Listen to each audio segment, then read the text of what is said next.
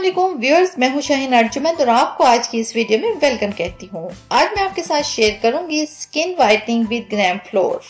Viewers, ग्राम floor यानी बेसन skin को वाइटनिंग बनाने के लिए बहुत ही अच्छा होता है। इसमें क्लींजिंग प्रॉपर्टीज होती हैं जो डार्क स्किन को लाइटन और ब्राइटन करता है।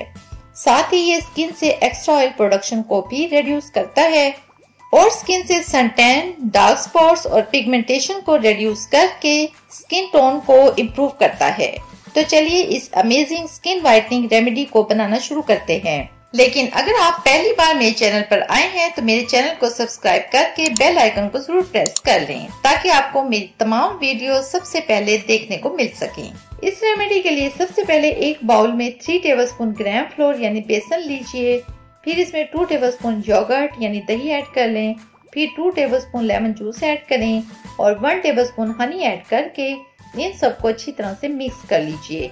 मिक्स करने के बाद जब ये इस तरह की शेप में आ जाए तो इस मास्क को पूरी बॉडी या फेस पर अप्लाई कीजिए। इस मास्क को अप्लाई करने से आपके सारे टैन रिमूव हो जाएंगे और आपकी स्किन स्पॉटलेस, फेयर और ग्लोइंग होगी। ग्राम फ्लोर यानी बेसन डार्क स्किन को फेयर बनाने के लिए बहुत अच्छा होता है। योगर्ट यानी दही में लैक्टिक एसिड होता है जो स्किन कम्प्लेक्शन को इम्प्रूव करता है। लेमन जूस में एसिडिक प्रॉपर्टीज होती हैं जो हमारी स्किन को लाइटन करता है और हनी में एंटीऑक्सीडेंट और एंटीबैक्टीरियल प्रॉपर्टीज होती हैं जो हमारी स्किन पर एक नेचुरल ग्लो लाता है। अप्लाई करने के बाद इसे ड्राई होने के लिए छोड़ दें। जब ये ड्राई हो जाए तो फिर स्किन को नॉर्मल वाटर से वॉश कर लें।